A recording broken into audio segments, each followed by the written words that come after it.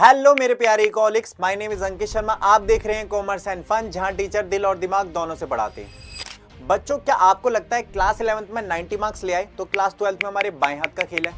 मेरा class 11th में एक स्टूडेंट था, उसको भी यही लगता था, पर पता है आपको 12th क्लास में उसका रिजल्ट क्या रहा? सिर्फ 69 मार्क्स, सीधे सीधे 20 मार्क्स का ड्रॉप। अब ऐसा क्यों हुआ? तो आज मैं वही बताने आया हूँ। उसकी गलती सिंपल थी, रट्टाफिकेशन से क्लास 11th तो निकल गई, पर क्लास 12th में मैक्रो इकोनॉमिक्स और इंडियन इकोनॉमी लॉजिक मांगती है। अगर आप डेफिनेशन याद करके जा रहे हो तो भाई एग्जाम में आप ब्लैंक होने वाले हो। इसलिए अगर 95 प्लस फोड़ना है ना इकोनॉमिक्स के एग्जाम में, तो पहले माइंडसेट बदलो और अभी के अभी कमेंट में लिखो I will score 95 plus in economics. जब तक बोलोगे नहीं ना, तब तक यूनिवर्स सुनेगा नहीं। ये आपका पहला स्टेप है डिसिप्लिन की ओर। स्ट्रेटेजी नंबर 1, मैक्रो इकोनॉमिक्स के कोर कॉन्सेप्ट। मैक्रो इकोनॉमिक्स के कोर कॉन्सेप्ट थोड़े कंफ्यूजिंग हो सकते हैं क्योंकि बड़े लेवल पर होते हैं, जैसे national income, aggregate demand, aggregate supply, foreign exchange rate, BOP, government budget जैसे टॉपिक। सिर्फ इनकी थ्योरी को रटना काफी नहीं है, हर कॉन्सेप्ट को डायग्राम, फ्लो चार्ट और रियल लाइफ एग्जाम्पल से समझो। नेशनल इनकम के इनकम मेथड, एक्सपेंडिचर मेथड और वैल्यू एडिड मेथड के बीच में डिफरेंसेस को समझो। एनसीईआरटी के साइड बॉक्सेस या मैं कहूं ग्लोसरी पॉइंट और केस स्टडी को स्किप मत करो क्योंकि सीबीएसई यहीं से घुमाकर क्वेश्चन पूछता है। स्ट्रेटेजी नंबर 2, ग्राफ और न्यूमेरिकल पर कमांड। जो बच्चा ग्राफ देखकर एक्सप्लेनेशन लिख दे और एक्सप्लेनेशन देख के ग्राफ बना दे, वो राजा आदमी है। एडी और एस कर्व, इन्फ्लेशन और डिफ्लेशनरी कर्व को सही से प्लॉट करना सीखो और टारगेट बनाओ कि कम से कम दिन में 3 न्यूमेरिकल के सवाल लगाओगे या हफ्ते में 15 से 20 सवाल लगाओ।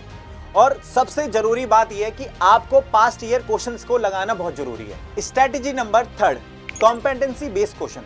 आप 50% सवाल कॉम्पिटेंसी बेस आते। सीबीएसई चाहता है कि आपको रियल लाइफ एप्लीकेशन पता हो, जैसे इलेक्ट्रिकल व्हीकल्स का जीडीपी और वेलफेयर पर क्या इंपैक्ट पड़ेगा, उज्जवल योजना का गवर्नमेंट बजट पर क्या इफेक्ट पड़ेगा।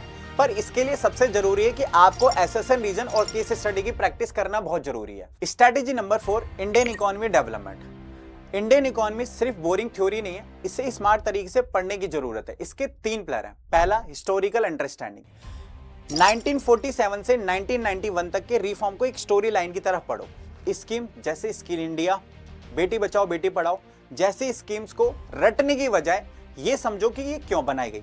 तीसरा, डाटा पॉइंट। अगर आप अपने आंसर के अंदर डेमोग्राफिक जैसे लिटरेसी रेट, हेल्थ और एजुकेशन जैसे पॉइंट के डाटा को ऐड ऑन करते हो तो आपके आंसर की क्वालिटी और निखर जाती है। और साथ ही साथ इंडिया, पाकिस्तान और चाइना के कंपैरिजन के लिए टेबल और विजुअल नोट्स बनाओ क्योंकि इसके टेबल विजुअलाइजेशन बहुत जरूरी है। स्ट्रेटेजी नंबर 5, टाइम मैनेजमेंट और सिलेबस। नवंबर के एंड या दिसंबर के फर्स्ट वीक तक सिलेबस कंप्लीट होने के बाद 2 बार रिवीजन भी हो जाना चाहिए। हर हफ्ते एक मैक्रो और एक इंडियन इकोनॉमी का चैप्टर खत्म करो।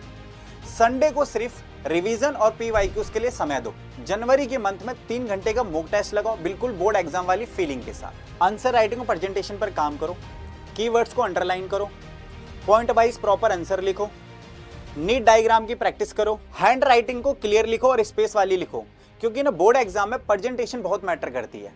सिलेबस टफ नहीं है, बस एक स्मार्ट प्लानिंग और कंसिस्टेंसी की जरूरत है। अगर आप इस स्ट्रेटेजी को फॉलो करोगे तो 95% मार्क्स पक्के हैं। बैठो मत, जाओ पढ़ो। मिलेंगे अगली वीडियो में। Bye bye.